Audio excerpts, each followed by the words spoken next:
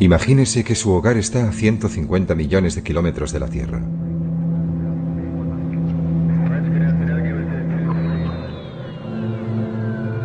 Se han establecido los primeros asentamientos humanos en otros lugares del sistema solar.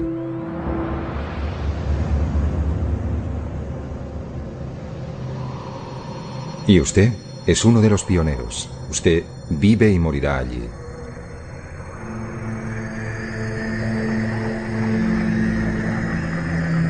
Bienvenido al futuro fuera de nuestro planeta madre.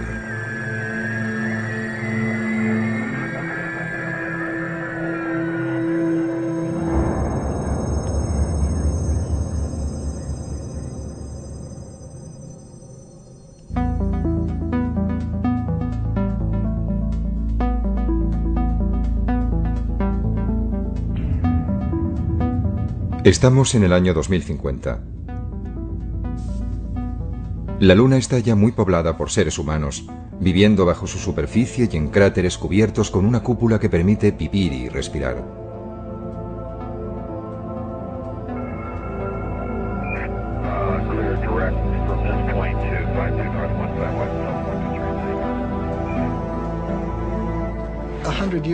Dentro de 100 años, cuando mis nietos vayan a visitar a alguien en la Luna o vayan a vivir allí, no vivirán en estériles e inertes estructuras metálicas, al igual que a nosotros no nos gustaría hacerlo, ¿sabes?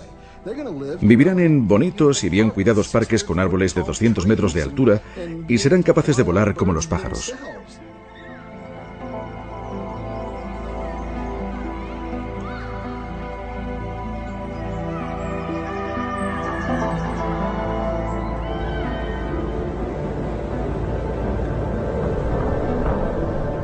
La vida importada de la Tierra está comenzando a arraigar en un planeta donde no ha llovido desde hace casi 4.000 millones de años.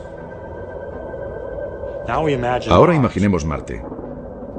Allí la naturaleza, tal como la encontramos, es estéril, pero nosotros tenemos la oportunidad de introducir la vida. Por eso, cuando pienso cómo es Marte en la actualidad, pienso en un mundo hermoso y muy interesante que me gustaría estudiar con profundidad. Pero cuando imagino Marte con vida, encuentro que es aún más interesante y más valioso en un sentido mucho más profundo.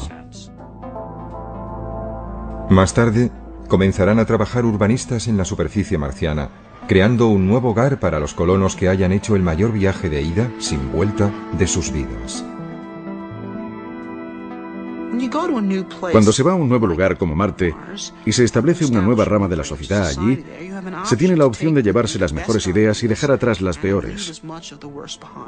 Y la gente que colonice Marte no deseará volver a la Tierra. Desearán vivir en Marte y desarrollar su futuro allí o quizás incluso más allá, en otro punto del sistema solar.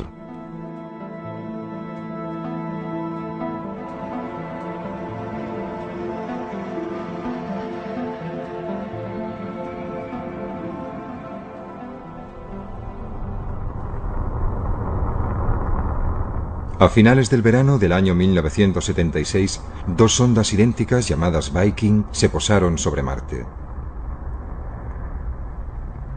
Remitieron a la Tierra imágenes detalladas de la superficie de otro planeta por primera vez en la historia.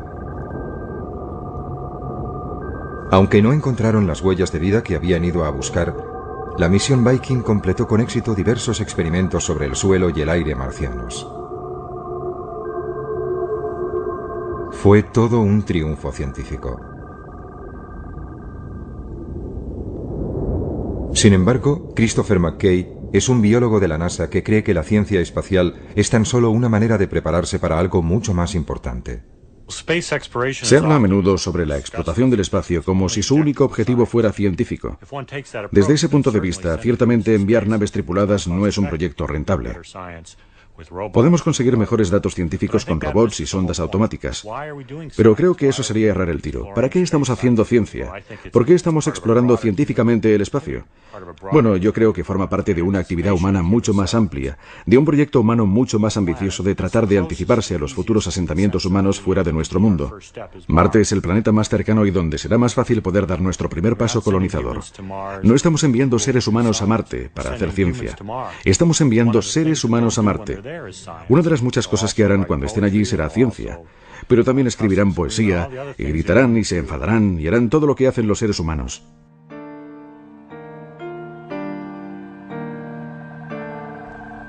La misión Viking fue diseñada para durar tan solo 3 meses, pero sus módulos orbitales y de aterrizaje enviaron un enorme flujo de datos durante 6 años, incluyendo más de 50.000 fotografías que cubrían el 97% de la superficie de Marte.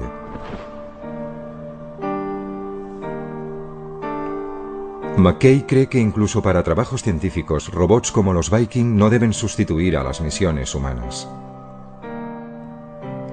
La gente habla de enviar robots para explorar otros planetas y no de la necesidad de enviar seres humanos. Pero yo encuentro eso totalmente carente de interés. Lo comparo quizá con ir a París, pero en vez realmente de ir a París uno mismo, simplemente enviamos una cámara fotográfica para que tome imágenes. Y cuando la cámara regresa, revelamos las fotos, las miramos, pensamos, bien, fue estupendo, he estado en París.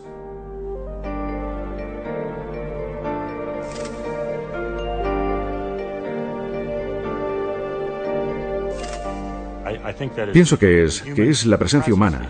La experiencia humana es parte de la motivación para ir, y los seres humanos desearán ir a estos otros mundos.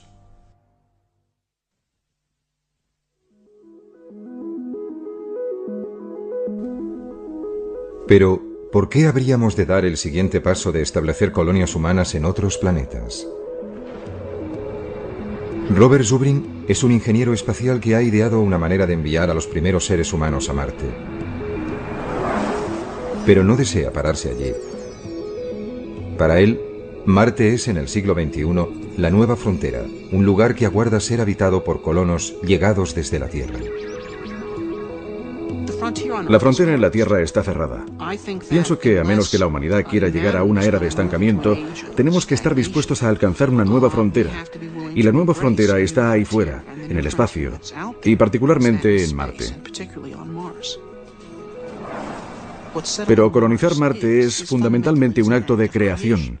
Lo que haremos es crear una nueva rama de la civilización humana, una nueva rama de la cultura humana. Es decir, no estamos haciendo esto por nosotros, lo estamos haciendo por ellos, lo estamos haciendo por los marcianos. ¿Es todo esto posible? Gran parte de la tecnología para llevarlo a cabo ya fue desarrollada en un corto periodo de casi 10 años, que empezó a finales de la década de los pasados años 50, con animales puestos en órbita en misiles balísticos. Este chimpancé iba a regresar sano y salvo, pero en ese momento poco o nada se sabía sobre si los seres humanos podrían sobrevivir en el espacio.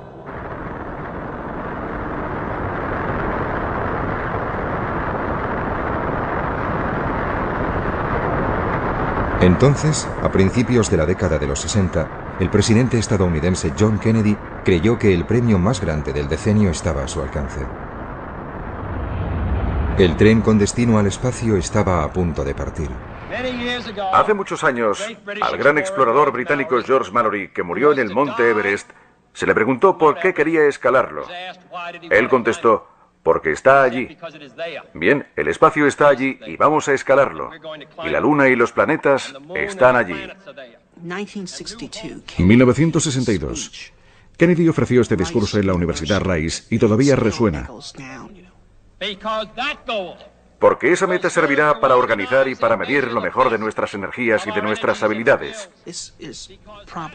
Fue probablemente el discurso más brillante de la oratoria política estadounidense del siglo XX. Directo donde más dolía. Tenemos que estar dispuestos a aceptar desafíos como este. Y además hay que mantenerlos y cumplirlos. Y Kennedy y su generación estaban dispuestos a ello. Hemos elegido ir a la Luna. Hemos elegido ir a la Luna.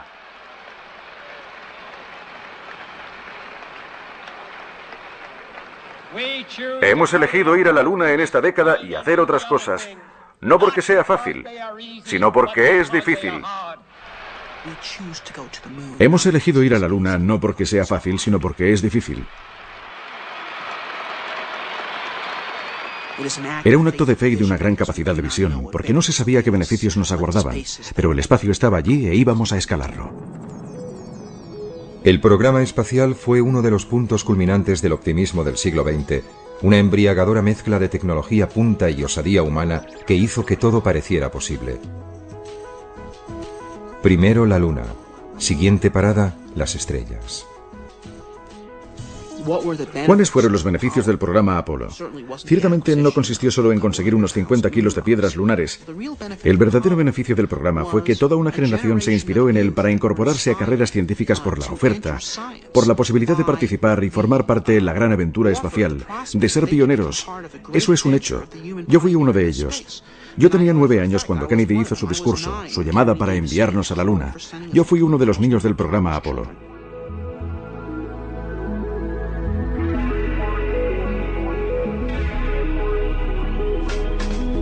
La ambición humana se embarcó a bordo de los cohetes más potentes jamás construidos.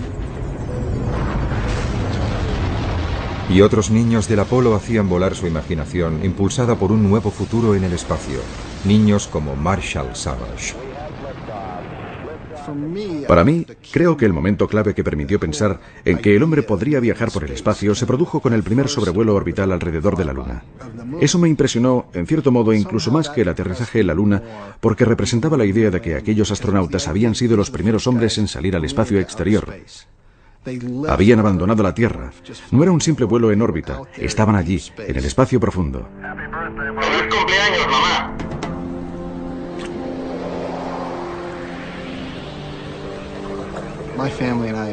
Mi familia y yo nos habíamos tomado un año sabático y viajamos por Europa en una furgoneta Volkswagen. Creo que fuimos la primera familia yuppie que también fue hippie de toda la historia. Estábamos en Nochebuena de 1968, en la isla de Rodas. Un tiempo horrible, lloviendo a cántaros, y el exterior absolutamente oscuro. Estábamos apiñados en nuestra pequeña cápsula que nos servía de soporte vital. Y escuchando la radio oímos a estos individuos, estos hombres, los primeros astronautas verdaderos, y su voz parecía proceder de ultratumba, de las profundidades del espacio. Yo no fui educado en un entorno religioso, pero cuando empezaron a leer el libro del Génesis, y allí estábamos escuchando a esos muchachos en Nochebuena desde el espacio exterior por primera vez. Dios en el principio creó el cielo y la tierra. La tierra no tenía forma y estaba vacía. Las tinieblas cubrían el abismo y el Espíritu de Dios se desplazaba sobre las aguas. Y dijo Dios, que se haga la luz. Me conmovió, y algo en mi interior me dijo que así era el futuro. Y no solamente el futuro de la humanidad, sino mi futuro personal. Estos individuos me estaban hablando a mí. Y desde el equipo del Apolo 8 cerramos con unas buenas noches, buena suerte, feliz Navidad. Y que Dios bendiga a todos vosotros, a todos los que estáis en la buena tierra.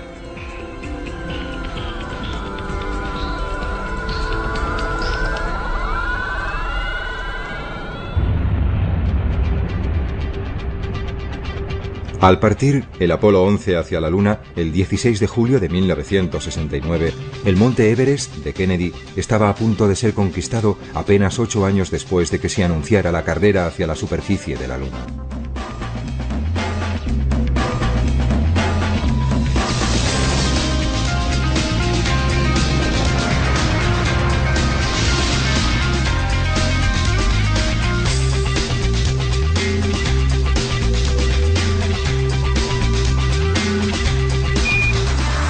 Houston, aquí la base de la tranquilidad.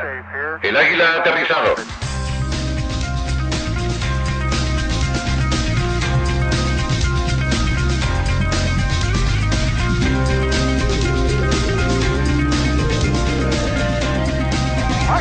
¡Cielos!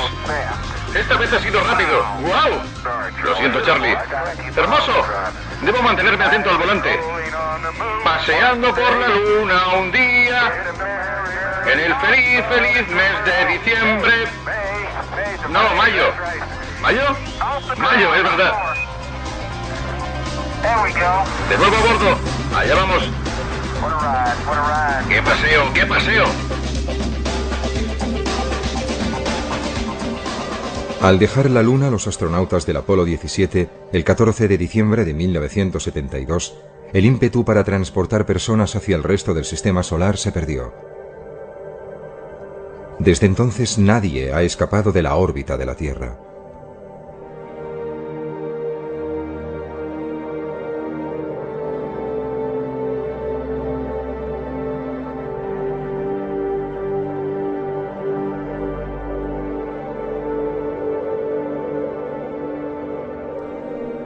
Deberíamos estar ya en Marte. Si hubiéramos continuado el programa espacial en la misma línea que el programa Apolo de finales de los 60, hubiéramos llegado a Marte en 1981. Teníamos ya la capacidad para colonizar la Luna entonces. Teníamos el 85% de la capacidad que necesitábamos para establecer personas en Marte, y entonces se quemaron las naves. Es como si Colón hubiera vuelto al Nuevo Mundo habiendo hecho el descubrimiento y Fernando e Isabel le dijeran, bueno, ¿y qué?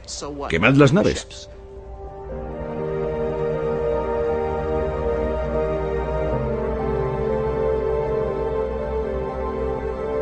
En los institutos y en las universidades, decenas de miles de jóvenes esperaban poder satisfacer sus ambiciones como astronautas. Para ellos, el espacio era el futuro. Hacia el final de su adolescencia, Marshall Savage se convenció de que se enrolaría en la próxima y más peligrosa aventura: ir más allá de la Luna. Básicamente, solo quería ir a Marte. No me importaba si era el primero o el 50.000 o el número 5000. Solo deseaba ir a Marte.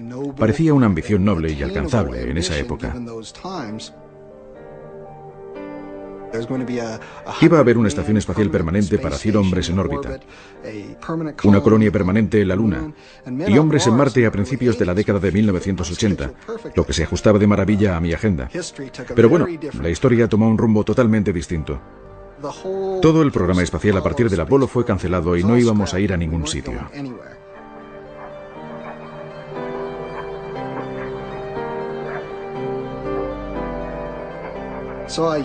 Por tanto, yo no sabía a dónde ir ni cómo, por lo que acabé en una especie de pequeña universidad en Pensilvania llamada Swarthmore, desilusionado con la idea inicial y buscando algo nuevo. Pero mira por dónde, quien apareció por esa universidad para dar una conferencia en el Departamento de Astronomía fue un antiguo alumno llamado Gerard K. O'Neill.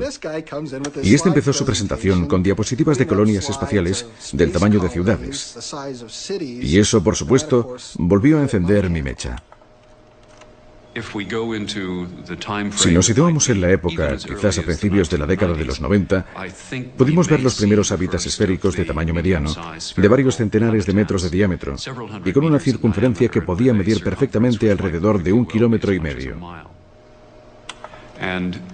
Y comparativamente, no muy diferente de cualquier lugar que la humanidad haya considerado tradicionalmente como muy atractivo, como la isla de Capri o la ciudad de Carmel en California, o los barrios más agradables de Londres, o sea el que sea su lugar favorito.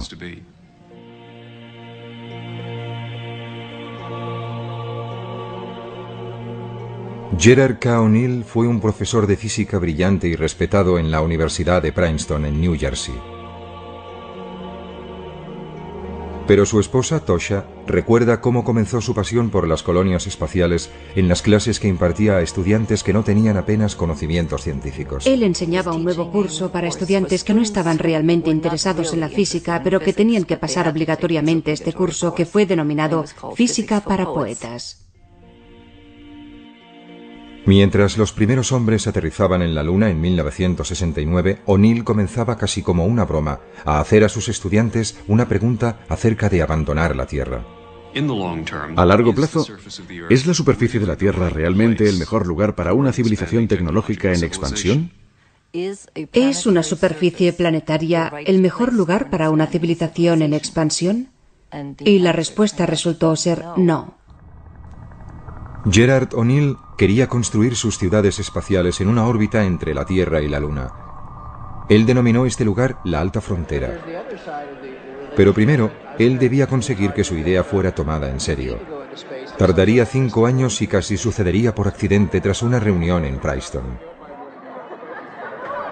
Jerry decidió que sería agradable conseguir, reunir a tanta gente como se pudiera que tuviera interés en estos temas. Y Walter Sullivan, que era entonces el principal redactor científico del New York Times, creyó que era una noticia lo suficientemente atractiva como para publicarla. Y lo hicieron en la primera página del New York Times, lo que cambió radicalmente nuestras vidas. Pero su sueño de vivir en colonias humanas girando libremente en el espacio nunca fue más allá de unas meras recreaciones artísticas y maquetas. Murió de leucemia en 1992. A Jerry, por supuesto, le habría encantado haber ido. Siempre hablamos de ir juntos. Deseé tener el primer restaurante espacial. Ese fue siempre mi sueño. Probablemente no sucederá nunca, pero espero que todavía consiga ir. No soy demasiado vieja, nunca se sabe.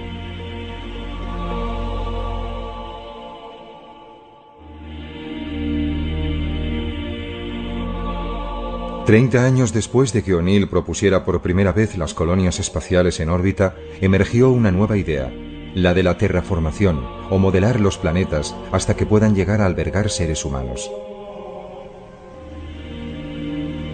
Marshall Savage cree que nuestro deseo de colonizar otros mundos y de hacerlos similares al nuestro está inculcado en la psique humana.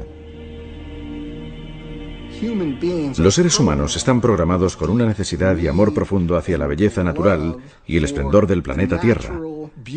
Sus árboles, sus flores, sus cascadas, sus pájaros, sus mariposas. Estas son las cosas que realmente nos conmueven. Y también es lo que caracterizará la experiencia humana de la colonización espacial de aquí en adelante. Y lo que asombrará a la gente, creo, es cuán natural y similar a la Tierra como un paraíso será esa forma de vida.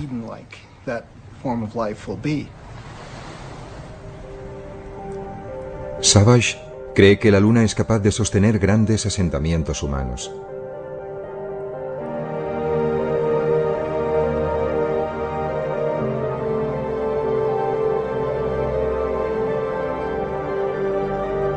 Pero ¿cómo creamos un mundo similar a la Tierra para que viva la gente en un lugar tan estéril y sin atmósfera como es la Luna? Una manera es transformar los cráteres en biosferas, islas autónomas de vida.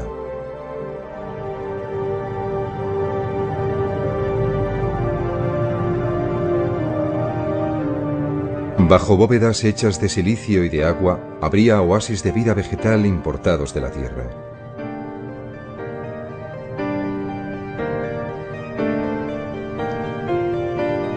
Las personas que vivan en la gravedad de la Luna soportarían solo una sexta parte de su peso en la Tierra. Por eso, en estas bóvedas ligeramente presurizadas, un sueño ancestral podría convertirse en realidad.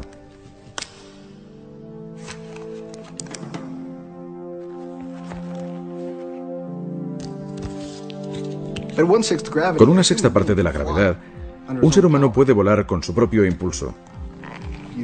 Al ponerse y ajustarse unas alas de seda, se podría despegar desde la rama de cualquiera de esos gigantescos árboles. Incluso se podrían utilizar nuestras propias alas y, aleteando nuestros propios brazos, propulsarnos realmente a través del aire como enormes pájaros.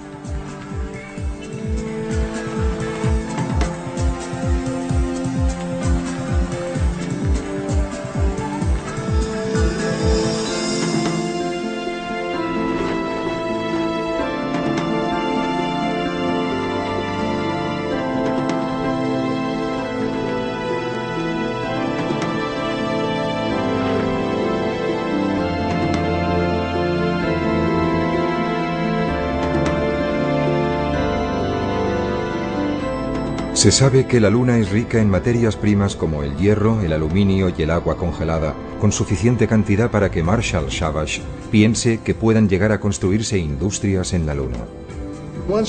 Una vez dispongamos de una pequeña base en un lugar como la Luna, el crecimiento allí puede ser muy rápido. Y durante varios siglos solo habrá trasiego de materiales, arriesgando una actividad industrial como si fuera la Chicago del futuro. Un pequeño planeta con unos grandes hombros, con gente asentando una sólida infraestructura industrial en la Luna.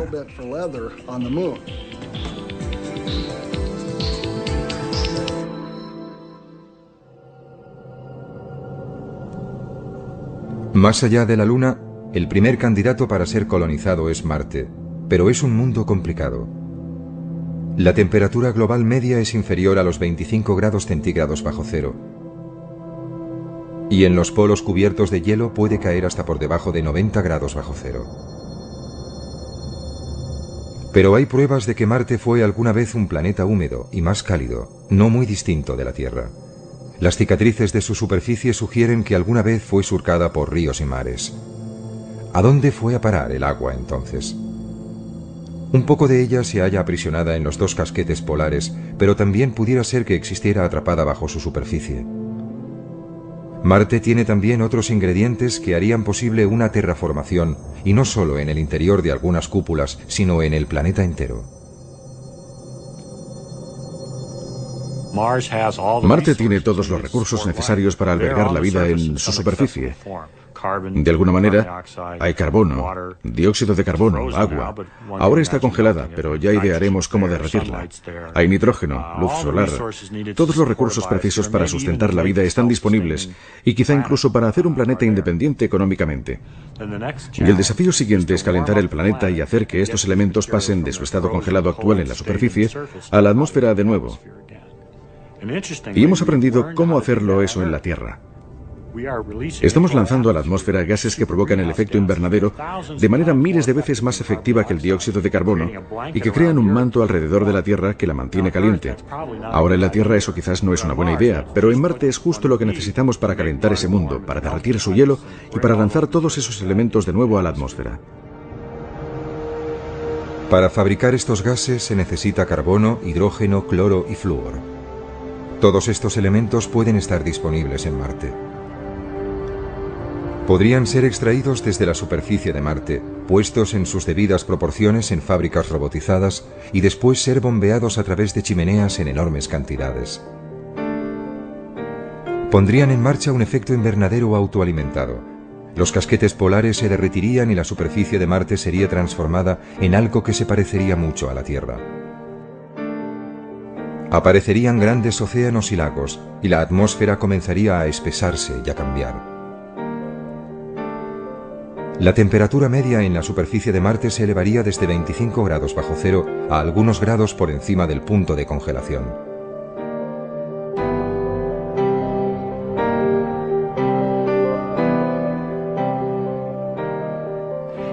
Calentándolo un poco, de modo que hubiera agua en la superficie y una atmósfera más densa.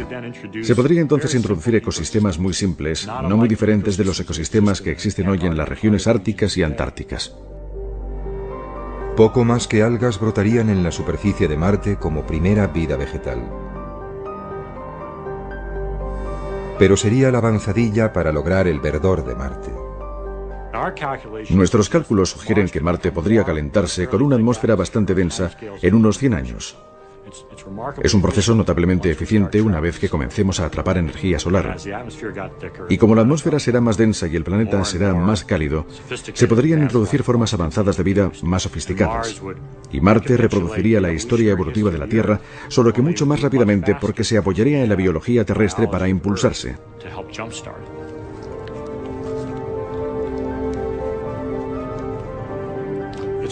Es posible que si Marte fuese lo bastante cálido, quizá dentro de 100 años o algo así, podrían desarrollarse verdaderos bosques. Podríamos imaginar bosques de pinos como se ven en las laderas de una montaña terrestre creciendo en Marte. Para Christopher McKay, desarrollar la vida en Marte es una obligación que compete a los humanos como única especie inteligente. Pienso que debe haber vida en forma microbiana y simple en cualquier planeta que tenga agua líquida o que sea remotamente similar a la Tierra. Pienso que la vida es un hecho común. Sobre la inteligencia, pienso que es un tema más complejo. De hecho, creo que la inteligencia es rara, escasa. Quizá incluso única en la Tierra. Pienso que sería un error no utilizar nuestra inteligencia y que actuáramos como cualquier animal. Debemos decir, ¿cuál es nuestro papel como miembros inteligentes de esta comunidad? ¿Qué podemos hacer para ayudar o mejorar? Y pienso que la respuesta es diseminar la vida, transportándola desde su origen aquí en la Tierra y llevándola a todas partes. Nosotros, como especie inteligente, somos los únicos que podemos hacerlo. Es una tarea digna como especie. Sería como construir pirámides y catedrales. Es algo que podemos hacer como regalo al resto del universo.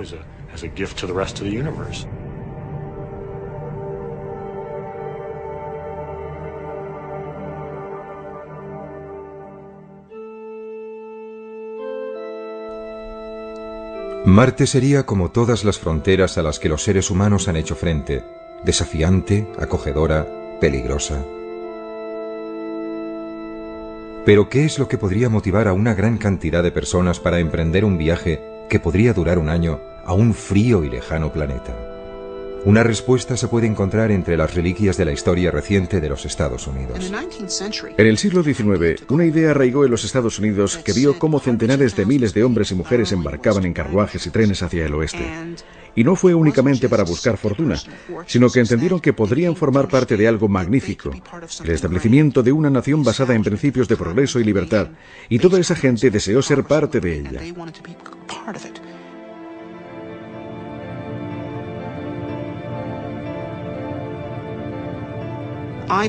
Creo que cuando llegue a ser tecnológicamente posible colonizar Marte, tal como creo que sucederá en breve, habrá un gran número de personas dispuestas a participar, independientemente de las dificultades que conlleve.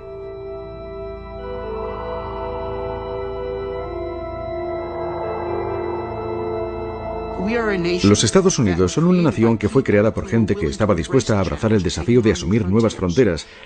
Y si abandonamos esa idea, entonces seremos inferiores a ellos, ¿verdad? Y esa es la receta para la desintegración y el derrumbamiento. Eso es algo que no podemos permitirnos hacer.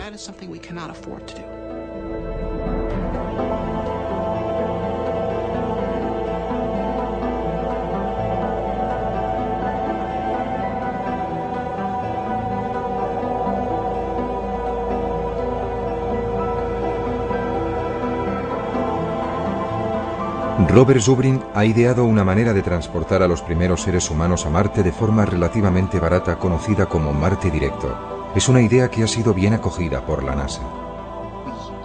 Utilizaríamos la misma técnica para explorar Marte que la que utilizaron los pioneros en la Tierra, que es viajar ligeros y vivir de la propia Tierra. Primer lanzamiento. Enviaríamos a Marte un vehículo con capacidad de regresar a la Tierra, pero sin nadie en su interior.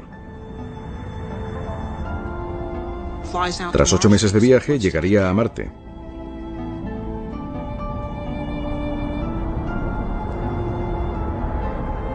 Aterrizaría y accionaría una bomba que aspiraría el aire de Marte, que es de dióxido de carbono, y se le haría reaccionar con un poco de hidrógeno traído desde la Tierra, lo cual permitiría aprovisionar al cohete con oxígeno y metano que usaría para propulsarse. Así tendríamos ahora un vehículo completamente aprovisionado de combustible para volver a la Tierra, esperándonos en la superficie de Marte. Si entonces enviáramos a la siguiente tripulación, como el vehículo de vuelta ya les estaría esperando en Marte, no sería preciso que se desplazaran en esas gigantescas naves galácticas de combate. Aterrizarían en Marte cerca del vehículo de regreso, lo utilizarían como su hogar durante 1 año y medio, y al final de ese tiempo se introducirían en el vehículo, despegarían y viajarían directamente de nuevo a la Tierra. Abandonarían su propia estación en Marte, por lo que cada vez que tuviera lugar un viaje, se agregaría otro habitáculo a la base y gradualmente iríamos construyendo el primer establecimiento humano en un mundo nuevo.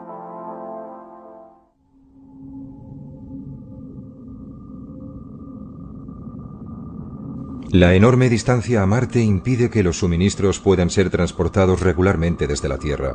Por eso, los primeros colonos deberán excavar para extraer materiales de construcción, almacenar agua, fabricar oxígeno y hacer crecer su alimento directamente de Marte. Pero pronto dominarían las técnicas para vivir de la Tierra.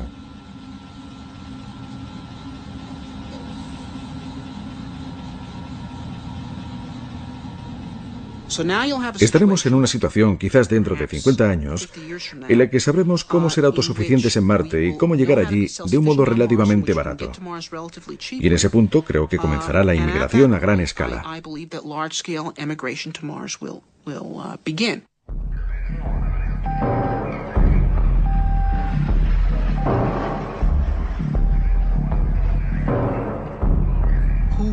¿Quién lo hará? Bien, podrían ser aventureros o refugiados. Podrían ser miembros de una secta religiosa que precisen tener un lugar donde ir para hacer su propio mundo.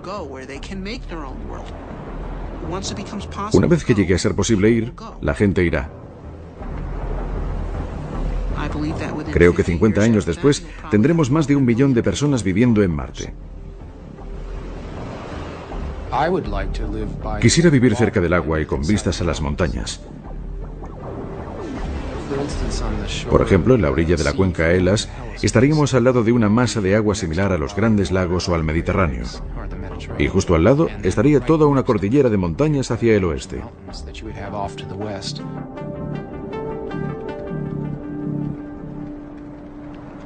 Desde su hogar, situado en el norte de California, el escritor de ciencia ficción Kim Stanley Robinson imaginó cómo sería la vida en un Marte terraformado. Pero la inspiración para sus novelas procede de las imágenes emitidas por la sonda Viking de unas tierras desoladas y áridas. Me interesó de Marte su aspecto salvaje. Estoy interesado en pasar tiempo en las montañas por encima del arbolado y en los desiertos del oeste americano. Por eso, cuando llegaron los primeros datos de las Viking, lo que mostraron es un Marte con un paisaje espectacular. Y estas características despertaron mi interés y pensé que sería un gran lugar para ir de acampada con mi mochila.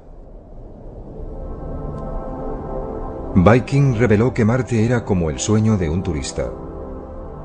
El Valle Marineris es un abismo de 4.000 kilómetros de largo y hasta 8 kilómetros de profundidad, 200 kilómetros de ancho y más de 10 veces mayor que el Gran Cañón del Colorado. El Olympus Mons es un volcán extinto que se eleva 25 kilómetros sobre los llanos circundantes.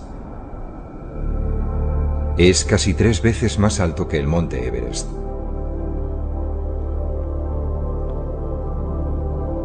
Con toda su variedad, Marte es hoy un enorme desierto vacío. ¿Debería permanecer así? Robinson prevé una batalla entre los defensores de un Marte rojo sin tocar y aquellos que prefieren un Marte verde y vivo. El conflicto rojo-verde en mis novelas tiene que ver con la idea de que habrá gente que se enamore de Marte tal como está ahora, y la idea de terraformarla le sonaría a sacrilegio. Por otra parte, sería mucho más fácil vivir en Marte si lo alteramos para darle una atmósfera y hacerla menos mortal.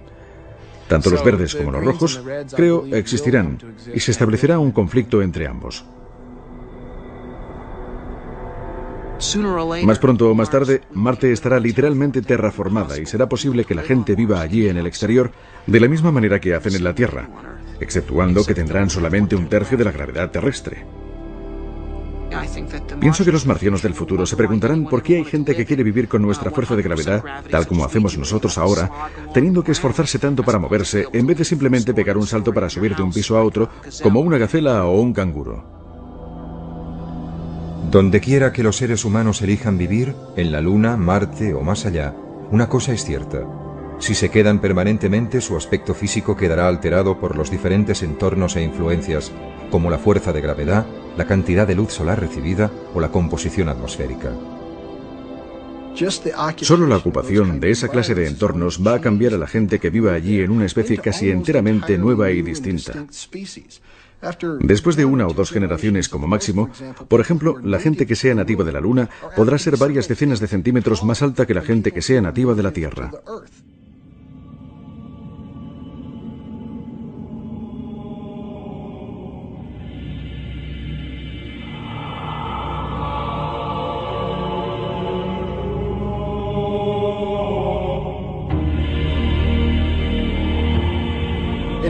Si no les importa sufrir la considerable molestia de mantener la infraestructura esquelética y muscular que se necesita para soportar la gravedad terrestre y básicamente decir, bueno, vivo en la Luna. Y ¿sabe? Nunca me voy a desplazar a la Tierra excepto en vídeo o mediante dispositivos oculares holográficos. Voy a ser un selenita. Bueno, estas personas van a ser muy altas y muy delgadas, con una musculatura mínima, y después de cierto número de generaciones podemos encontrarnos literalmente con que los genotipos han evolucionado en una dirección propia diferente.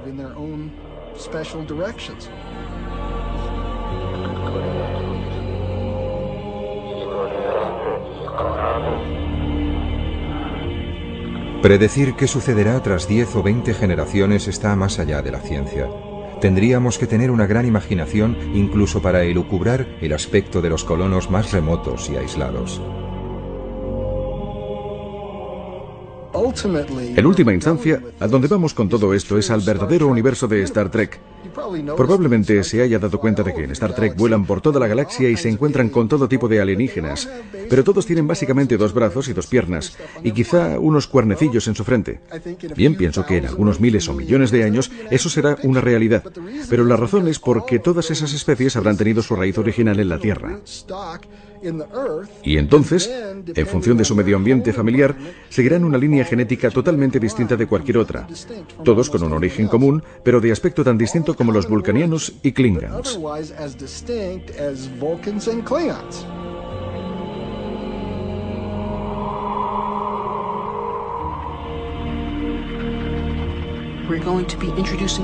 Vamos a introducir variaciones en la especie humana. La Tierra se ha quedado muy pequeña para mantener la diversidad de la cultura humana. En la naturaleza, la diversidad es la llave de la supervivencia de la especie.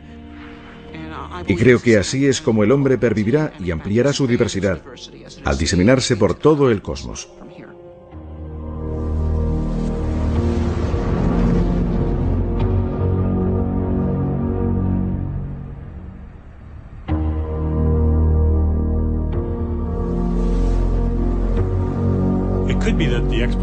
Pudiera ser que la exploración del espacio fuese inevitable. Hablamos de seres humanos y de su curiosidad natural para explorar, pero esta podría ser una característica más fundamental de la vida en sí misma. La vida podría ser un fenómeno que, por ejemplo, como un fuego, necesita crecer constantemente para mantenerse. Tiene que arder constantemente para que se mantenga. La vida puede ser así también. Puede ser que necesite estar constantemente en expansión y en crecimiento hacia nuevas fronteras para permanecer viva como un sistema global.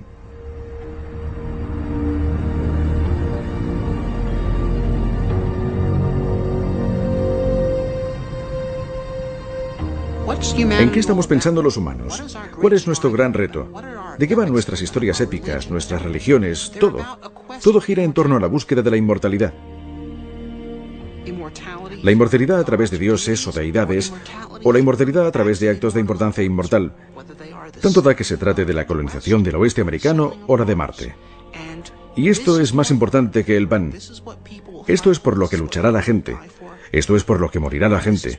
Y esto es lo que nos enviará al espacio.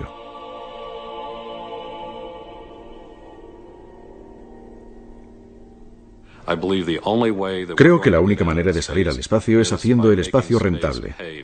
Si se desea ir al espacio para quedarse, tiene que ser una empresa rentable. En Steamboat Springs, Colorado, Estados Unidos, Jim Benson está planeando cómo ganar dinero gracias al espacio. En 1990 o 1991, mientras leía el Washington Post, vi un pequeño artículo. Se había encontrado un asteroide, el Dorado, y resultó ser una bola sólida de acero inoxidable valorada en $80 billones. Y pensé, bien, si este asteroide vale $80 billones, debo averiguar si hay más como él. Casi 500 asteroides han sido descubiertos hasta ahora pasando cerca de la órbita de la Tierra. Poco se sabe sobre ellos, pero todos podrían ser inmensamente ricos en minerales. Los asteroides metálicos me fascinaron porque tienen concentraciones muy altas de oro y de todos los metales del grupo del platino. Pero es extremadamente difícil extraer el metal de ellos. Llegaríamos a una montaña de acero inoxidable y resultaría casi imposible hacerla pedazos o excavarla. Pero Benson se dio cuenta de que algunos asteroides contenían algo incluso más valioso que los metales preciosos, el hielo, que podría convertirse en agua e hidrógeno que sirvieran de combustible para cohetes en el espacio exterior. Sin el elevadísimo coste de transportar el combustible desde la Tierra, la colonización del espacio sería una empresa más realista.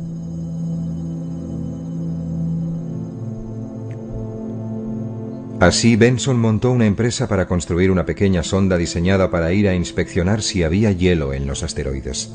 Él quería algo que fuera seguro y barato. Uno de los aspectos clave de nuestra sonda que inspeccionará asteroides es que no estamos haciendo nada nuevo. Toda la tecnología que estamos utilizando se ha utilizado antes. Es tecnología de penúltima generación. Esto resulta más atractivo para el inversor porque podemos hacerlo más barato. Estoy haciendo esto para abrir el espacio a la humanidad y también para ganar dinero con ello. Hola, Jim Benson. Creo que las empresas comerciales pueden ganar dinero en el espacio. Y una vez que lo hagamos, todos verán que puede ser así. Y eso ampliará la visión de futuro para toda la gente que desea salir, construir colonias espaciales, extraer minerales de los asteroides y vivir en la Luna o en Marte.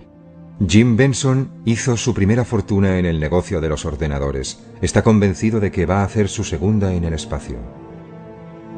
Si retrocedemos 20 años, al principio de la revolución de los ordenadores personales, nadie sabía qué estaba sucediendo. Nadie sabía quiénes serían los ganadores o los perdedores. Pero hoy tenemos muchísimos millonarios gracias a ellos. Estamos ahora en el mismo punto con la comercialización del espacio. Cualquier cosa puede suceder, y gran parte de ellas sucederán.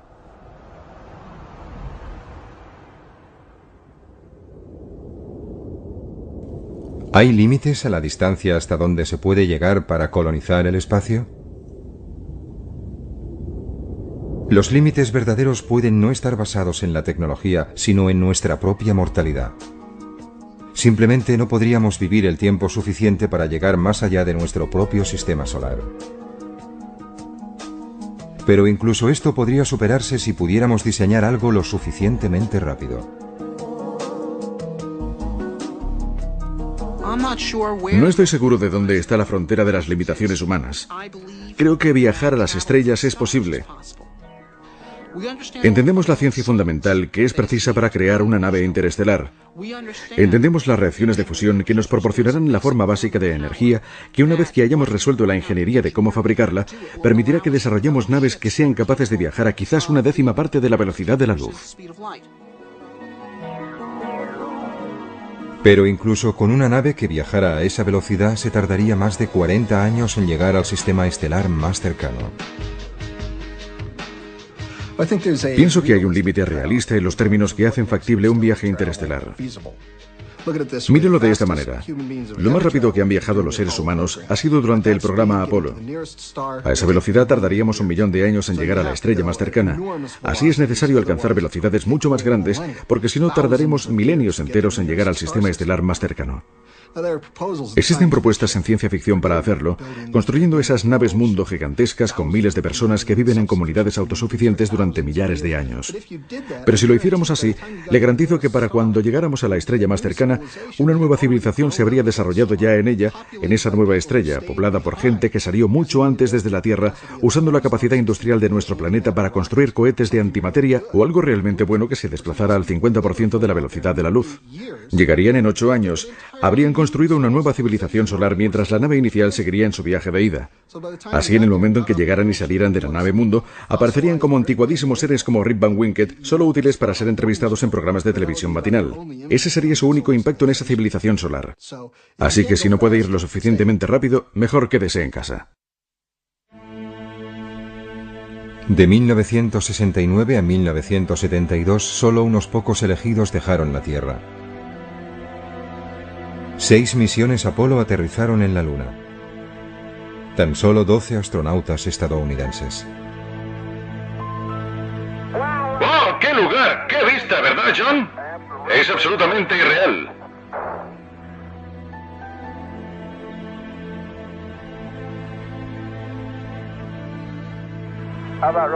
¿Qué tal si la hacemos rodar? De ninguna manera. Si hacemos eso al oeste de Texas, aparece una serpiente de cascabel. Los recuerdos de un triunfo del siglo XX todavía obsesionan a aquellos que esperaban y conservaban la esperanza de llegar más allá. Es como si todo sucediera ayer, pero estas imágenes tienen un cuarto de siglo de edad.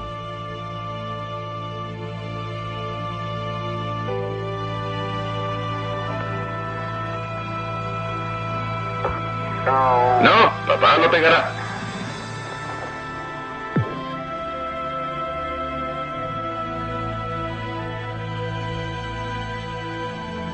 ¿Emprenderá de nuevo la humanidad este camino? ¿Y esta vez lo continuará? Las estrellas están a nuestro alcance. Si no nos rendimos ahora, y si decidimos ser una civilización que viaje por el espacio,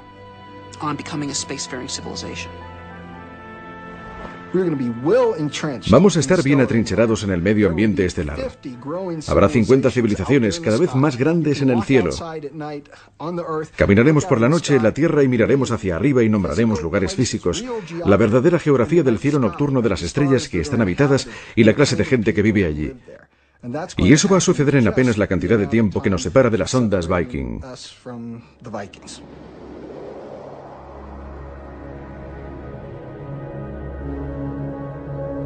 Más de 2 décadas después de que llegaran a Marte, las sondas Viking fueron silenciadas para siempre por gigantescas tormentas de polvo. Si no tiene lugar la colonización humana del espacio, las sondas Viking se convertirán en solitarios monumentos conmemorativos de un sueño fracasado.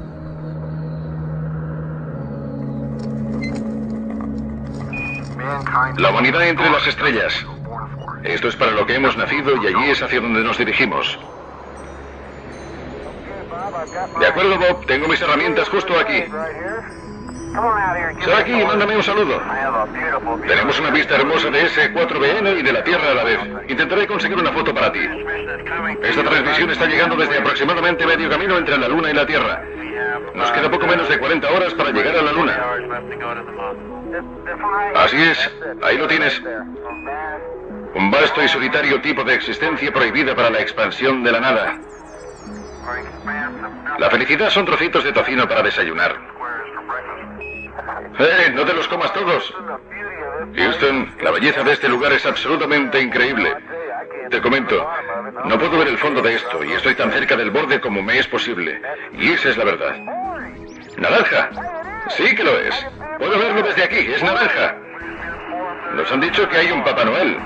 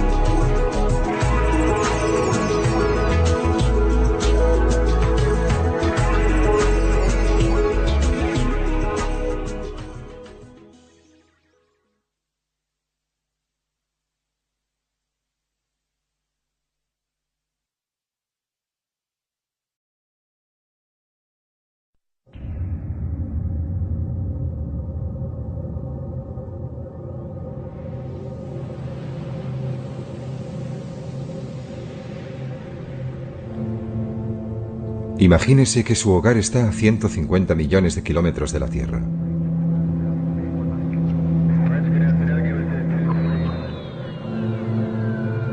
Se han establecido los primeros asentamientos humanos en otros lugares del sistema solar.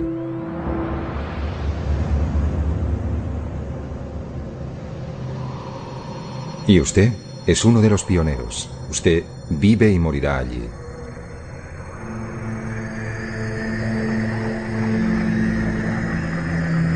Bienvenido al futuro fuera de nuestro planeta madre.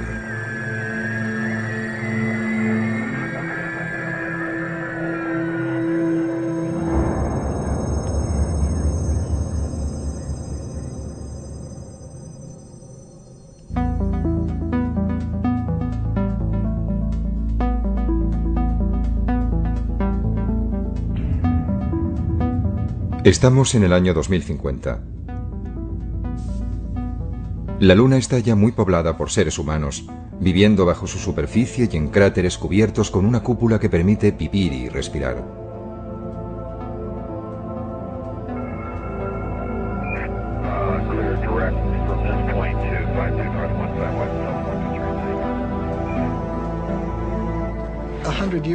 Dentro de 100 años, cuando mis nietos vayan a visitar a alguien en la Luna o vayan a vivir allí, no vivirán en estériles e inertes estructuras metálicas, al igual que a nosotros no nos gustaría hacerlo, ¿sabes? Vivirán en bonitos y bien cuidados parques con árboles de 200 metros de altura y serán capaces de volar como los pájaros.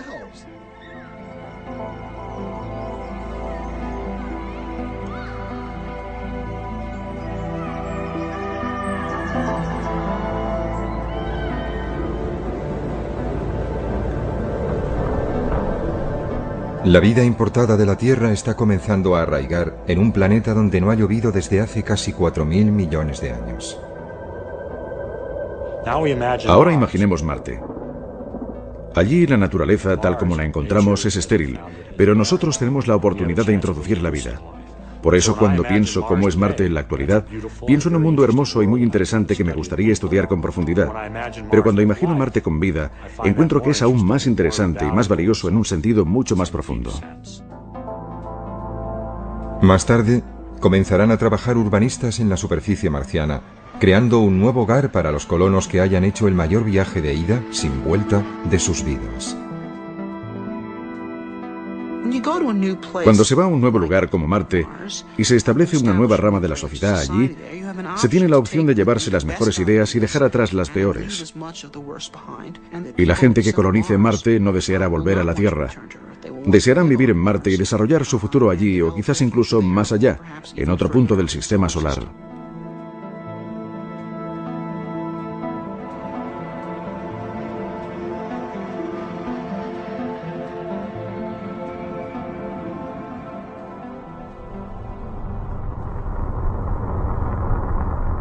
A finales del verano del año 1976, dos sondas idénticas llamadas Viking se posaron sobre Marte. Remitieron a la Tierra imágenes detalladas de la superficie de otro planeta por primera vez en la historia. Aunque no encontraron las huellas de vida que habían ido a buscar, la misión Viking completó con éxito diversos experimentos sobre el suelo y el aire marcianos. Fue todo un triunfo científico. Sin embargo, Christopher McKay es un biólogo de la NASA que cree que la ciencia espacial es tan solo una manera de prepararse para algo mucho más importante. Se habla a menudo sobre la explotación del espacio como si su único objetivo fuera científico. Desde ese punto de vista, ciertamente enviar naves tripuladas no es un proyecto rentable. Podemos conseguir mejores datos científicos con robots y sondas automáticas. Pero creo que eso sería errar el tiro. ¿Para qué estamos haciendo ciencia? ¿Por qué estamos explorando científicamente el espacio? Bueno, yo creo que forma parte de una actividad humana mucho más amplia, de un proyecto humano mucho más ambicioso de tratar de anticiparse a los futuros asentamientos humanos fuera de nuestro mundo. Marte es el planeta más cercano y donde será más fácil poder dar nuestro primer paso colonizador. No estamos enviando seres humanos a Marte para hacer ciencia. Estamos enviando seres humanos a Marte. Una de las muchas cosas que harán cuando estén allí será ciencia, pero también escribirán poesía, y gritarán y se enfadarán y harán todo lo que hacen los seres humanos.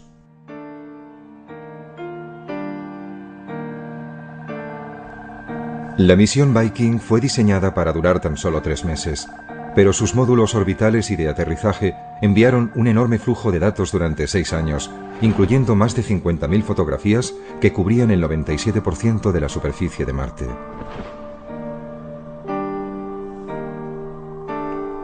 McKay cree que incluso para trabajos científicos, robots como los Viking no deben sustituir a las misiones humanas. La gente habla de enviar robots para explorar otros planetas y no de la necesidad de enviar seres humanos. Pero yo encuentro eso totalmente carente de interés. Lo comparo quizá con ir a París, pero en vez realmente de ir a París uno mismo, simplemente enviamos una cámara fotográfica para que tome imágenes. Y cuando la cámara regresa, revelamos las fotos, las miramos, pensamos, bien, fue estupendo, he estado en París.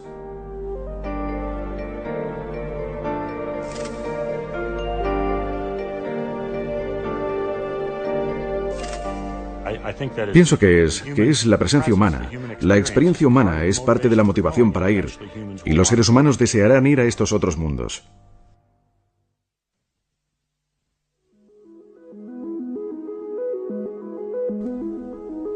Pero, ¿por qué habríamos de dar el siguiente paso de establecer colonias humanas en otros planetas? Robert Zubrin es un ingeniero espacial que ha ideado una manera de enviar a los primeros seres humanos a Marte. Pero no desea pararse allí. Para él, Marte es en el siglo XXI la nueva frontera, un lugar que aguarda ser habitado por colonos llegados desde la Tierra. La frontera en la Tierra está cerrada. Pienso que a menos que la humanidad quiera llegar a una era de estancamiento, tenemos que estar dispuestos a alcanzar una nueva frontera. Y la nueva frontera está ahí fuera, en el espacio, y particularmente en Marte. Pero colonizar Marte es fundamentalmente un acto de creación. Lo que haremos es crear una nueva rama de la civilización humana, una nueva rama de la cultura humana. Es decir, no estamos haciendo esto por nosotros, lo estamos haciendo por ellos, lo estamos haciendo por los marcianos. ¿Es todo esto posible? Gran parte de la tecnología para llevarlo a cabo ya fue desarrollada en un corto período de casi 10 años, que empezó a finales de la década de los pasados años 50, con animales puestos en órbita en misiles balísticos.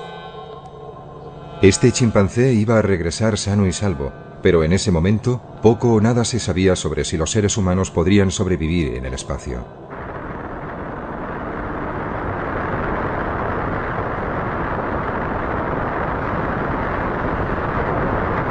Entonces, a principios de la década de los 60, el presidente estadounidense John Kennedy creyó que el premio más grande del decenio estaba a su alcance. El tren con destino al espacio estaba a punto de partir. Hace muchos años, al gran explorador británico George Mallory, que murió en el monte Everest, se le preguntó por qué quería escalarlo. Él contestó: porque está allí. Bien, el espacio está allí y vamos a escalarlo. Y la Luna y los planetas están allí. 1962. Kennedy ofreció este discurso en la Universidad Rice y todavía resuena. Porque esa meta servirá para organizar y para medir lo mejor de nuestras energías y de nuestras habilidades. Fue probablemente el discurso más brillante de la oratoria política estadounidense del siglo XX. Directo donde más dolía. Tenemos que estar dispuestos a aceptar desafíos como este. Y además hay que mantenerlos y cumplirlos. Y Kennedy y su generación estaban dispuestos a ello. Hemos elegido ir a la Luna. Hemos elegido ir a la Luna.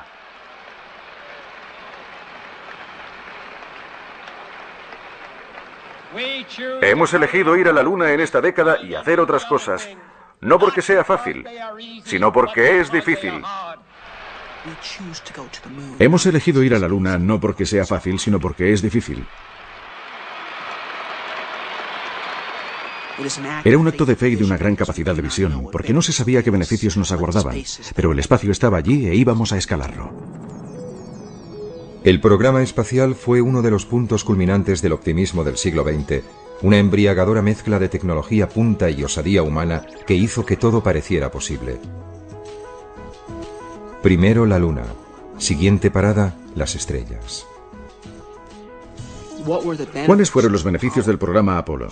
Ciertamente no consistió solo en conseguir unos 50 kilos de piedras lunares. El verdadero beneficio del programa fue que toda una generación se inspiró en él para incorporarse a carreras científicas por la oferta, por la posibilidad de participar y formar parte de la gran aventura espacial, de ser pioneros. Eso es un hecho. Yo fui uno de ellos. Yo tenía 9 años cuando Kennedy hizo su discurso, su llamada para enviarnos a la Luna. Yo fui uno de los niños del programa Apolo.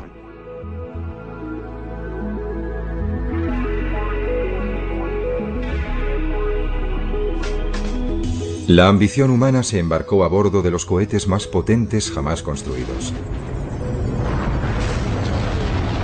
Y otros niños del Apolo hacían volar su imaginación, impulsada por un nuevo futuro en el espacio. Niños como Marshall Savage. Para mí, creo que el momento clave que permitió pensar en que el hombre podría viajar por el espacio se produjo con el primer sobrevuelo orbital alrededor de la Luna. Eso me impresionó, en cierto modo, incluso más que el aterrizaje en la Luna, porque representaba la idea de que aquellos astronautas habían sido los primeros hombres en salir al espacio exterior. Habían abandonado la Tierra. No era un simple vuelo en órbita. Estaban allí, en el espacio profundo. ¡Feliz cumpleaños, mamá!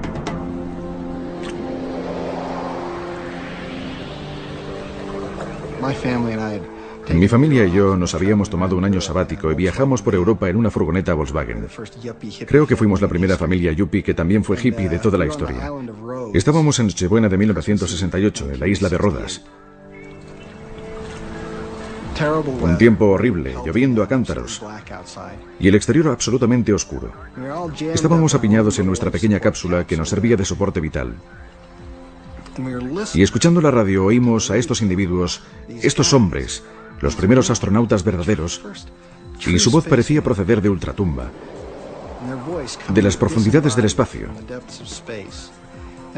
Yo no fui educado en un entorno religioso, pero cuando empezaron a leer el libro del Génesis, y allí estábamos escuchando a esos muchachos en Nochebuena desde el espacio exterior por primera vez. Dios en el principio Creó el cielo y la tierra. La tierra no tenía forma y estaba vacía. Las tinieblas cubrían el abismo y el Espíritu de Dios se desplazaba sobre las aguas. Y dijo Dios, que se haga la luz. Me conmovió, y algo en mi interior me dijo que así era el futuro. Y no solamente el futuro de la humanidad, sino mi futuro personal. Estos individuos me estaban hablando a mí. Y desde el equipo del Apolo 8 cerramos con unas buenas noches, buena suerte, feliz Navidad. Y que Dios bendiga a todos vosotros, a todos los que estáis en la buena tierra.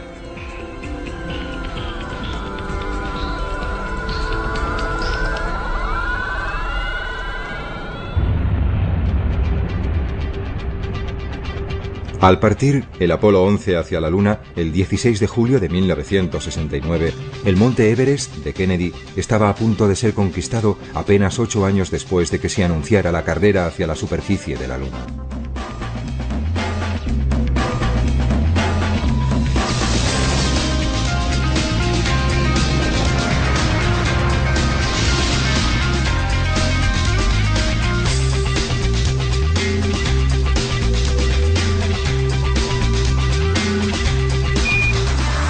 Houston, aquí la base de la tranquilidad.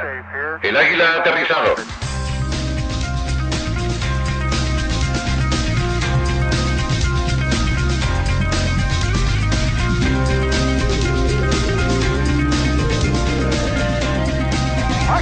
¡Cielos! Esta vez ha sido rápido. ¡Wow! Lo siento, Charlie. ¡Hermoso! Debo mantenerme atento al volante. Paseando por la luna un día, en el feliz, feliz mes de diciembre. No, mayo. ¿Mayo? Mayo, es verdad. De nuevo a bordo. Allá vamos. ¡Qué paseo, qué paseo! Al dejar la Luna, los astronautas del Apolo 17, el 14 de diciembre de 1972, el ímpetu para transportar personas hacia el resto del sistema solar se perdió. Desde entonces nadie ha escapado de la órbita de la Tierra.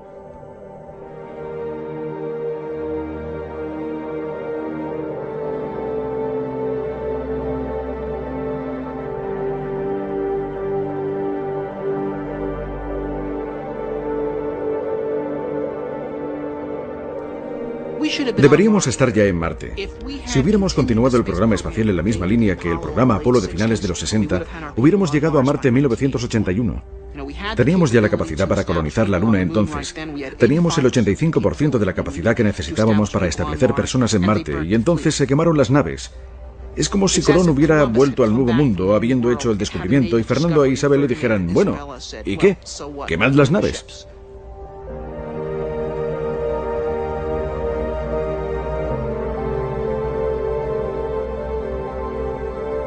En los institutos y en las universidades, decenas de miles de jóvenes esperaban poder satisfacer sus ambiciones como astronautas. Para ellos, el espacio era el futuro.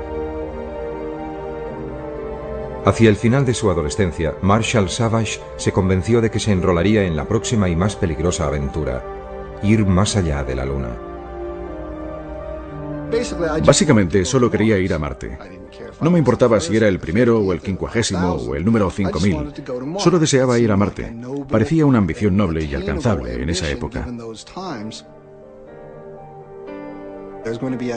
Iba a haber una estación espacial permanente para 100 hombres en órbita, una colonia permanente en la Luna y hombres en Marte a principios de la década de 1980, lo que se ajustaba de maravilla a mi agenda. Pero bueno, la historia tomó un rumbo totalmente distinto. Todo el programa espacial a partir del Apolo fue cancelado y no íbamos a ir a ningún sitio.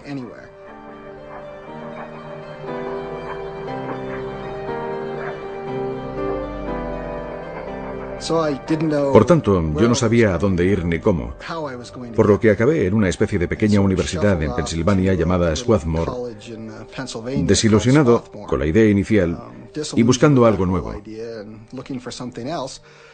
Pero mira por dónde, quien apareció por esa universidad para dar una conferencia en el departamento de astronomía fue un antiguo alumno llamado Gerard K. O'Neill. Y este empezó su presentación con diapositivas de colonias espaciales del tamaño de ciudades. Y eso, por supuesto, volvió a encender mi mecha. Si nos situamos en la época, quizás a principios de la década de los 90, pudimos ver los primeros hábitats esféricos de tamaño mediano, de varios centenares de metros de diámetro, y con una circunferencia que podía medir perfectamente alrededor de 1,5 kilómetros. Y comparativamente, no muy diferente de cualquier lugar que la humanidad haya considerado tradicionalmente como muy atractivo, como la isla de Capri o la ciudad de Carmel en California, o los barrios más agradables de Londres, o sea el que sea su lugar favorito.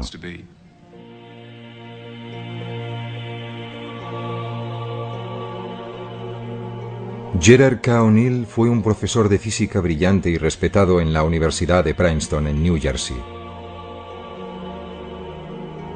Pero su esposa, Tosha, recuerda cómo comenzó su pasión por las colonias espaciales en las clases que impartía a estudiantes que no tenían apenas conocimientos científicos. Él enseñaba un nuevo curso para estudiantes que no estaban realmente interesados en la física, pero que tenían que pasar obligatoriamente este curso que fue denominado Física para Poetas. Mientras los primeros hombres aterrizaban en la Luna en 1969, O'Neill comenzaba casi como una broma a hacer a sus estudiantes una pregunta acerca de abandonar la Tierra. A largo plazo, ¿es la superficie de la Tierra realmente el mejor lugar para una civilización tecnológica en expansión? ¿Es una superficie planetaria el mejor lugar para una civilización en expansión? Y la respuesta resultó ser no. Gerard O'Neill quería construir sus ciudades espaciales en una órbita entre la Tierra y la Luna. Él denominó este lugar la Alta Frontera. Pero primero, él debía conseguir que su idea fuera tomada en serio. Tardaría 5 años y casi sucedería por accidente tras una reunión en Princeton. Jerry decidió que sería agradable conseguir, reunir a tanta gente como se pudiera que tuviera interés en estos temas. Y Walter Sullivan, que era entonces el principal redactor científico del New York Times, creyó que era una noticia lo suficientemente atractiva como para publicarla. Y lo hicieron en la primera página del New York Times, lo que cambió radicalmente nuestras vidas. Pero su sueño de vivir en colonias humanas girando libremente en el espacio nunca fue más allá de unas meras recreaciones artísticas y maquetas. Murió de leucemia en 1992. A Jerry, por supuesto, le habría encantado haber ido. Siempre hablamos de ir juntos. Deseé tener el primer restaurante espacial. Ese fue siempre mi sueño. Probablemente no sucederá nunca, pero espero que todavía consiga ir. No soy demasiado vieja, nunca se sabe.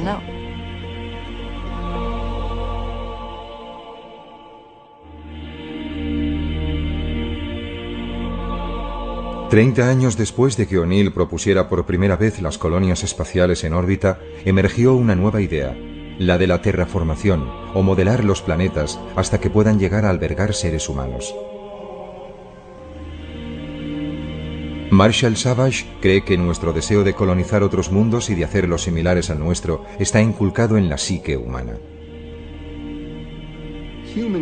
Los seres humanos están programados con una necesidad y amor profundo hacia la belleza natural y el esplendor del planeta Tierra.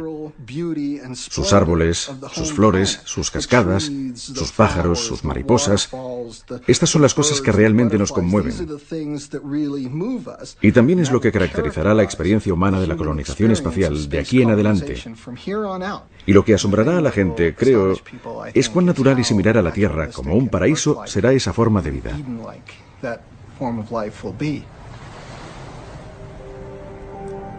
Savage cree que la Luna es capaz de sostener grandes asentamientos humanos.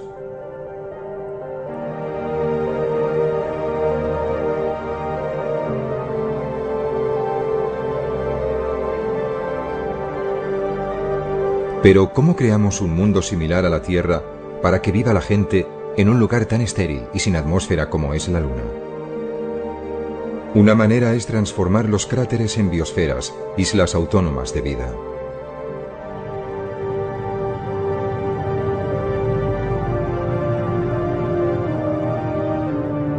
Bajo bóvedas hechas de silicio y de agua, habría oasis de vida vegetal importados de la Tierra.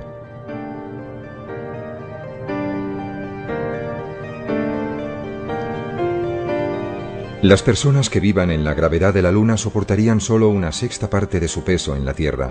Por eso, en estas bóvedas ligeramente presurizadas, un sueño ancestral podría convertirse en realidad.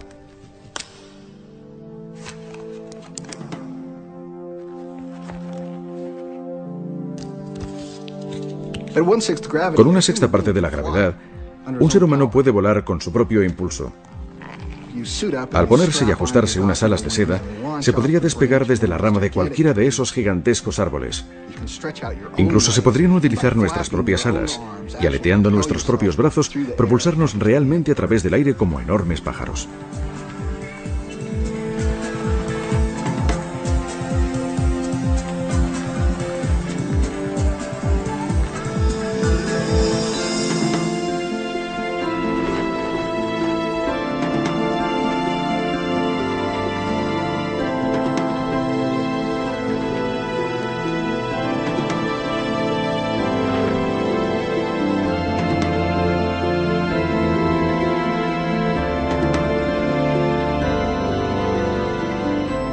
Se sabe que la Luna es rica en materias primas como el hierro, el aluminio y el agua congelada, con suficiente cantidad para que Marshall Savage piense que puedan llegar a construirse industrias en la Luna.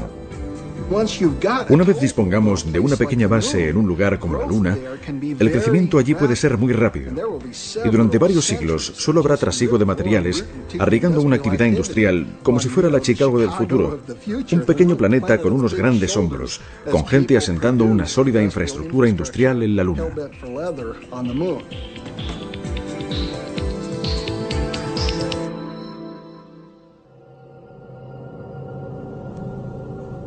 Más allá de la Luna, el primer candidato para ser colonizado es Marte, pero es un mundo complicado. La temperatura global media es inferior a los 25 grados centígrados bajo cero. Y en los polos cubiertos de hielo puede caer hasta por debajo de 90 grados bajo cero. Pero hay pruebas de que Marte fue alguna vez un planeta húmedo y más cálido, no muy distinto de la Tierra. Las cicatrices de su superficie sugieren que alguna vez fue surcada por ríos y mares. ¿A dónde fue a parar el agua entonces? Un poco de ella se halla aprisionada en los dos casquetes polares, pero también pudiera ser que existiera atrapada bajo su superficie. Marte tiene también otros ingredientes que harían posible una terraformación, y no solo en el interior de algunas cúpulas, sino en el planeta entero. Marte tiene todos los recursos necesarios para albergar la vida en su superficie. De alguna manera, hay carbono, dióxido de carbono, agua. Ahora está congelada, pero ya idearemos cómo derretirla. Hay nitrógeno, luz solar. Todos los recursos precisos para sustentar la vida están disponibles, y quizá incluso para hacer un planeta independiente económicamente. Y el desafío siguiente es calentar el planeta y hacer que estos elementos pasen de su estado congelado actual en la superficie a la atmósfera de nuevo. Y hemos aprendido cómo hacerlo eso en la Tierra. Estamos lanzando a la atmósfera gases que provocan el efecto invernadero de manera miles de veces más efectiva que el dióxido de carbono y que crean un manto alrededor de la Tierra que la mantiene caliente. Ahora en la Tierra eso quizás no es una buena idea, pero en Marte es justo lo que necesitamos para calentar ese mundo, para derretir su hielo y para lanzar todos esos elementos de nuevo a la atmósfera. Para fabricar estos gases se necesita carbono, hidrógeno, cloro y flúor. Todos estos elementos pueden estar disponibles en Marte.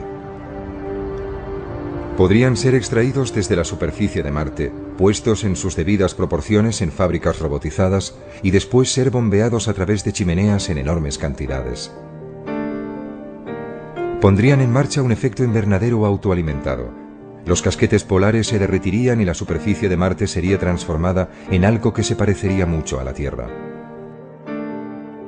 Aparecerían grandes océanos y lagos, y la atmósfera comenzaría a espesarse y a cambiar. La temperatura media en la superficie de Marte se elevaría desde 25 grados bajo cero a algunos grados por encima del punto de congelación.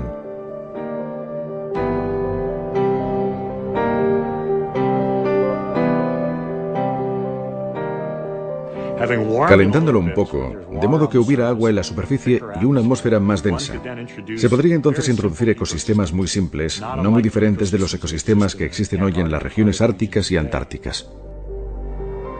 Poco más que algas brotarían en la superficie de Marte como primera vida vegetal. Pero sería la avanzadilla para lograr el verdor de Marte. Nuestros cálculos sugieren que Marte podría calentarse con una atmósfera bastante densa en unos 100 años. Es un proceso notablemente eficiente una vez que comencemos a atrapar energía solar. Y como la atmósfera será más densa y el planeta será más cálido, se podrían introducir formas avanzadas de vida más sofisticadas. Y Marte reproduciría la historia evolutiva de la Tierra, solo que mucho más rápidamente porque se apoyaría en la biología terrestre para impulsarse.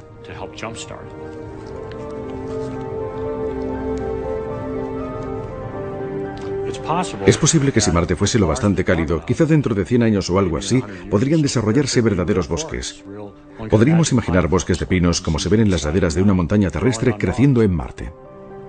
Para Christopher McKay, desarrollar la vida en Marte es una obligación que compete a los humanos como única especie inteligente. Pienso que debe haber vida en forma microbiana y simple en cualquier planeta que tenga agua líquida o que sea remotamente similar a la Tierra. Pienso que la vida es un hecho común. Sobre la inteligencia, pienso que es un tema más complejo.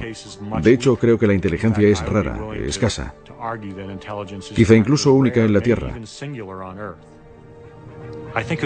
Pienso que sería un error no utilizar nuestra inteligencia y que actuáramos como cualquier animal. Debemos decir, ¿cuál es nuestro papel como miembros inteligentes de esta comunidad? ¿Qué podemos hacer para ayudar o mejorar?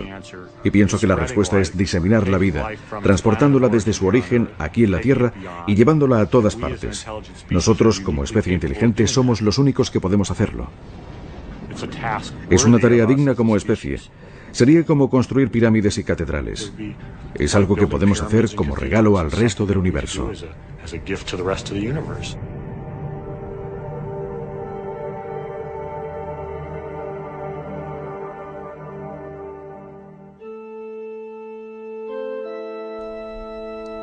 Marte sería como todas las fronteras a las que los seres humanos han hecho frente, desafiante, acogedora, peligrosa.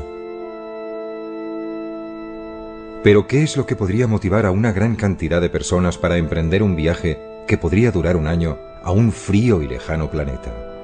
Una respuesta se puede encontrar entre las reliquias de la historia reciente de los Estados Unidos. En el siglo XIX, una idea arraigó en los Estados Unidos que vio cómo centenares de miles de hombres y mujeres embarcaban en carruajes y trenes hacia el oeste. Y no fue únicamente para buscar fortuna, sino que entendieron que podrían formar parte de algo magnífico, el establecimiento de una nación basada en principios de progreso y libertad, y toda esa gente deseó ser parte de ella.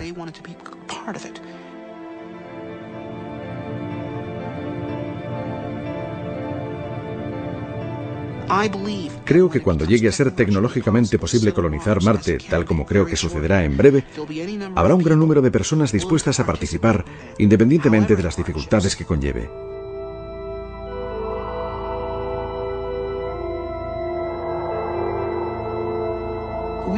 Los Estados Unidos son una nación que fue creada por gente que estaba dispuesta a abrazar el desafío de asumir nuevas fronteras. Y si abandonamos esa idea, entonces seremos inferiores a ellos, ¿verdad? Y esa es la receta para la desintegración y el derrumbamiento. Eso es algo que no podemos permitirnos hacer.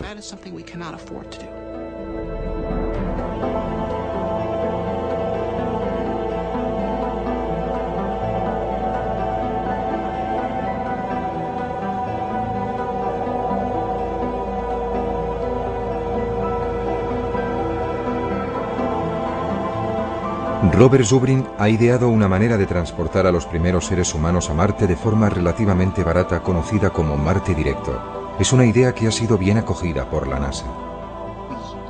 Utilizaríamos la misma técnica para explorar Marte que la que utilizaron los pioneros en la Tierra, que es viajar ligeros y vivir de la propia Tierra. Primer lanzamiento. Enviaremos a Marte un vehículo con capacidad de regresar a la Tierra, pero sin nadie en su interior. Tras 8 meses de viaje, llegaría a Marte.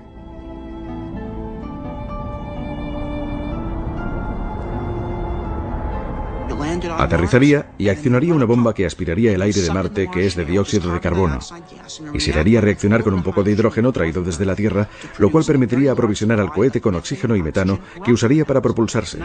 Así tendríamos ahora un vehículo completamente aprovisionado de combustible para volver a la Tierra, esperándonos en la superficie de Marte. Si entonces enviáramos a la siguiente tripulación, como el vehículo de vuelta ya les estaría esperando en Marte, no sería preciso que se desplazaran en esas gigantescas naves galácticas de combate. Aterrizarían en Marte cerca del vehículo de regreso, la utilizarían como su hogar durante 1 año y medio, y al final de ese tiempo se introducirían en el vehículo, despegarían y viajarían directamente de nuevo a la Tierra. Abandonarían su propia estación en Marte, por lo que cada vez que tuviera lugar un viaje, se agregaría otro habitáculo a la base y gradualmente iríamos construyendo el primer establecimiento humano en un mundo nuevo.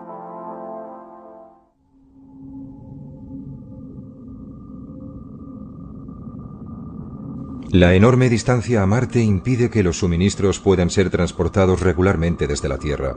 Por eso, los primeros colonos deberán excavar para extraer materiales de construcción, almacenar agua, fabricar oxígeno y hacer crecer su alimento directamente de Marte. Pero pronto dominarían las técnicas para vivir de la Tierra.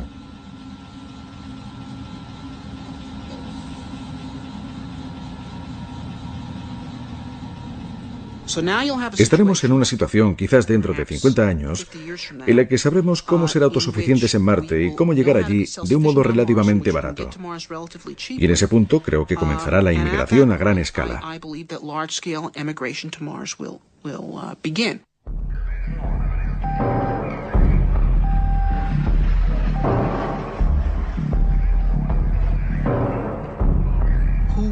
¿Quién lo hará? Bien, podrían ser aventureros o refugiados. Podrían ser miembros de una secta religiosa que precisen tener un lugar donde ir para hacer su propio mundo. Una vez que llegue a ser posible ir, la gente irá. Creo que 50 años después tendremos más de 1 millón de personas viviendo en Marte. Quisiera vivir cerca del agua y con vistas a las montañas. Por ejemplo, en la orilla de la cuenca Elas, estaríamos al lado de una masa de agua similar a los grandes lagos o al Mediterráneo. Y justo al lado estaría toda una cordillera de montañas hacia el oeste.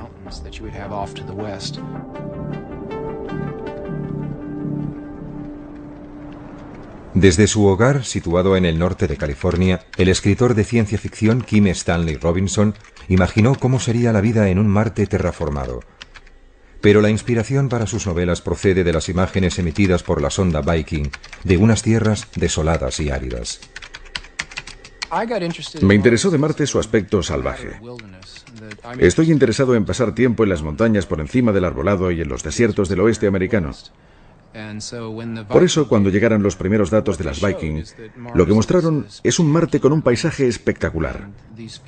Y estas características despertaron mi interés y pensé que sería un gran lugar para ir de acampada con mi mochila. Viking reveló que Marte era como el sueño de un turista. El Valle Marineris es un abismo de 4.000 kilómetros de largo y hasta 8 kilómetros de profundidad, 200 kilómetros de ancho y más de 10 veces mayor que el Gran Cañón del Colorado. El Olympus Mons es un volcán extinto que se eleva 25 kilómetros sobre los llanos circundantes. Es casi 3 veces más alto que el monte Everest.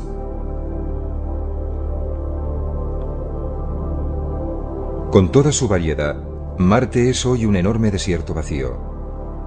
¿Debería permanecer así? Robinson prevé una batalla entre los defensores de un Marte rojo sin tocar y aquellos que prefieren un Marte verde y vivo. El conflicto rojo-verde en mis novelas tiene que ver con la idea de que habrá gente que se enamore de Marte tal como está ahora, y la idea de terraformarla le sonaría a sacrilegio. Por otra parte, sería mucho más fácil vivir en Marte si lo alteramos para darle una atmósfera y hacerla menos mortal. Tanto los verdes como los rojos, creo, existirán, y se establecerá un conflicto entre ambos. Más pronto o más tarde, Marte estará literalmente terraformada y será posible que la gente viva allí en el exterior de la misma manera que hacen en la Tierra, exceptuando que tendrán solamente un tercio de la gravedad terrestre. Pienso que los marcianos del futuro se preguntarán por qué hay gente que quiere vivir con nuestra fuerza de gravedad, tal como hacemos nosotros ahora, teniendo que esforzarse tanto para moverse, en vez de simplemente pegar un salto para subir de un piso a otro, como una gacela o un canguro. Donde quiera que los seres humanos elijan vivir, en la Luna, Marte o más allá, una cosa es cierta.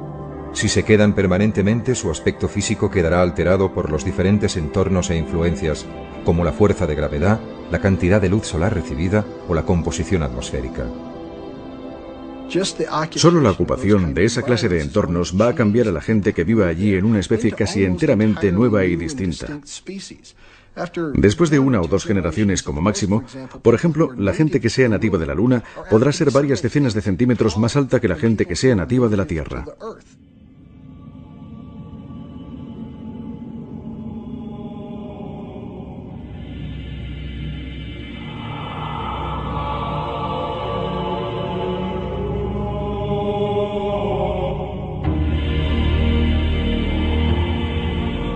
Si no les importa sufrir la considerable molestia de mantener la infraestructura esquelética y muscular que se necesita para soportar la gravedad terrestre y básicamente decir, bueno, vivo en la Luna.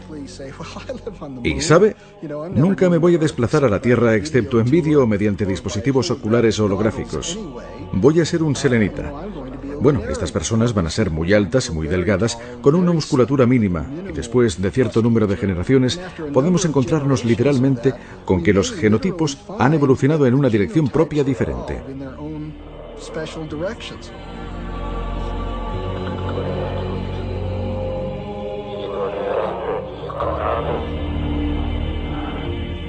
Predecir qué sucederá tras 10 o 20 generaciones está más allá de la ciencia. Tendríamos que tener una gran imaginación incluso para elucubrar el aspecto de los colonos más remotos y aislados. En última instancia, a donde vamos con todo esto es al verdadero universo de Star Trek. Probablemente se haya dado cuenta de que en Star Trek vuelan por toda la galaxia y se encuentran con todo tipo de alienígenas, pero todos tienen básicamente 2 brazos y 2 piernas, y quizá unos cuernecillos en su frente. Bien, pienso que en algunos miles o millones de años eso será una realidad, pero la razón es porque todas esas especies habrán tenido su raíz original en la Tierra. Y entonces, en función de su medio ambiente familiar, seguirán una línea genética totalmente distinta de cualquier otra. Todos con un origen común, pero de aspecto tan distinto como los vulcanianos y klingons.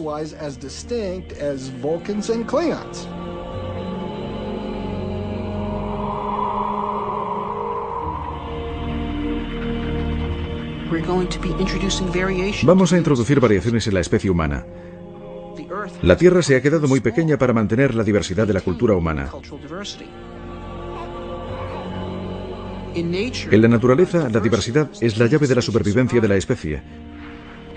Y creo que así es como el hombre pervivirá y ampliará su diversidad, al diseminarse por todo el cosmos.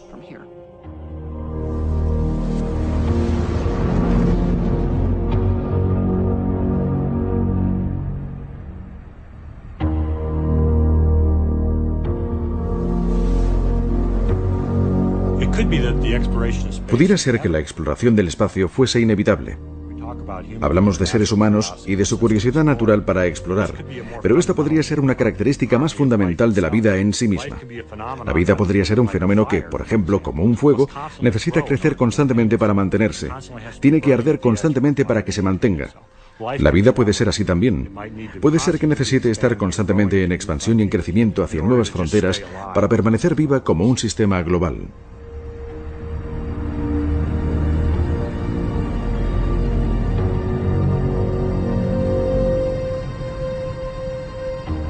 ¿En qué estamos pensando los humanos? ¿Cuál es nuestro gran reto?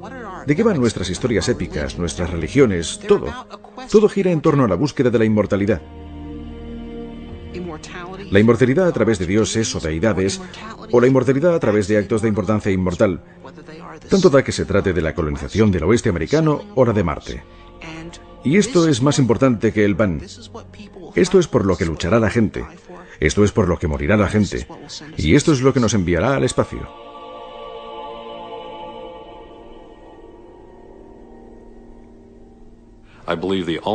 Creo que la única manera de salir al espacio es